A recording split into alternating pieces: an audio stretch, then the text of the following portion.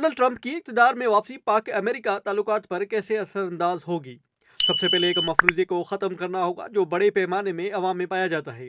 یہ بالکل بھی سچ نہیں کہ ڈونلڈ ٹرمپ کے صدارتی دور میں پاکستان اور امریکہ کے تعلقات خوشگوار تھے۔ ڈونلڈ ٹرمپ افغانستان سے نکلنا چاہتے تھے، جس کے لیے انہوں نے طالبان سے مذاکرات کرنے کے لیے سابق وزیر اعظم عمران خان سے مدد طلب کی تھی۔ دورہ واشنگٹن کے دوران عمران خان کی غیر معمولی اسی وجہ سے پذیرائی کی گئی، لیکن ایک بار جب طالبان کے ساتھ ڈیل ہو گئی تو ٹرمپ نے پاکستان کی جانب سے منہ موڑ لیا اور تعلقات پر کوئی مثبت اثرات مرتب نہیں ہوئے۔ ڈونلڈ ٹرمپ صرف انہی مسائل پر توجہ دیتے ہیں جو اعلیٰ عوامی مفاد میں ہوتے ہیں اور سیاسی طور پر پرکشش ہوتے ہیں۔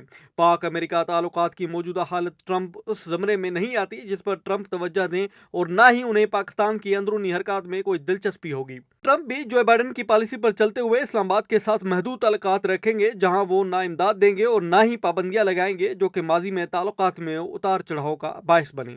جو بائیڈن کے دور میں تعلقات میں نیا توازن تلاش کیا گیا جو بدلتی ہوئی علاقائی اور سیاسی جغرافیائی منظرنامے کے مطابقت رکھتا تھا، اور یہ تبدیلی ہوتی امریکی خارجہ پالیسی کے مطابق تھا جسے اندرونی اور بیرونی چیلنجز کا سامنا ہے۔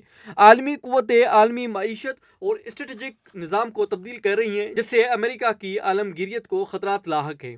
اندرونی طور پر امریکہ میں گلوبلائزیشن، چین، عالمی طاقتوں سے تعلقات، اتحاد اور امریکہ کی نہ ختم ہونے والی جنگیں، یوں امریکہ خود کو اور دنیا امریکہ کو جس نظر سے دیکھتی ہے اس میں تبدیلی آ رہی ہے۔ ڈونلڈ ٹرمپ کے تحت پاک امریکہ تعلقات کو ممکنہ طور پر محکمہ خارجہ اور پینٹاگون سنبھالیں گے، جن کی پاکستان پالیسی میں 4 عناصر شامل ہیں۔ پہلے عنصر کا تعلق چین، بھارت اور افغانستان کے ساتھ امریکی پالیسی سے۔ امریکہ پاکستان پر چین کے سیاسی اور معاشی اثر و رسوخ کو محدود کرنے کی کوشش کرے گا اور یہ بھی چاہے گا کہ اسلام آباد انڈو پیسیفک اسٹریٹجی میں بھارت کی اہمیت کا احترام کرے۔ جہاں تک افغانستان کی بات ہے تو اس کا استحکام پاکستان سمیت خطے کی سالمیت کے لیے بہت اہم ہے۔ دوسرا عنصر براہ راست پاکستان میں امریکی مفاد یعنی معاشی اور سیاسی عدم استحکام سے جڑا ہے، کیونکہ اس سے خطے میں انتہا پسندی اور اندرونی سلامتی کے خطرات بڑھ جائیں گے۔ اس کی بنا پر امریکہ کی پاکستان میں ممکنہ بنیاد پرستی سے متعلق خدشات میں اضافہ ہوگا، کیونکہ اس سے پاکستان کے جوہری اثاثوں کی سلامتی کو خطرہ ہو سکتا ہے۔ مختلف کرداروں میں تیسرا عنصر انسداد دہشت گردی دیکھا گیا۔ کبھی وہ شراکت دار ہوتا ہے، کبھی ہدف یا مظلوم۔ واشنگٹن کو اپنی اور عالمی سلامتی کے لیے خطرہ سمجھنے والے دہشت گردوں سے نمٹنے کے لیے اسلام آباد کے تعاون کی ضرورت ہے۔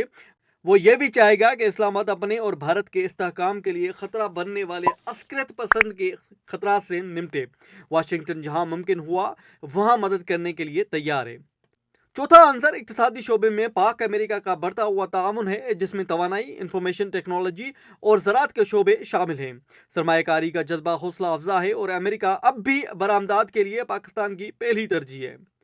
یہ تمام عناصر اشارہ کرتے ہیں کہ دونوں ممالک کو تعاون کرنے کی ضرورت ہے، تاہم چند معاملات کے حوالے سے ٹرمپ کے خیالات امریکی پالیسیز پر اثر انداز ہو سکتے ہیں، جیسے بیرون ملک افواج کی کم سے کم مداخلت، فوجی امداد میں کمی، دفاع میں زیادہ حصہ ڈالنے کے لیے اتحادیوں پر دباؤ، تجارتی ٹیرف میں اضافہ اور ممکنہ طور پر چین کے لیے سخت موقف اختیار کرنا وغیرہ۔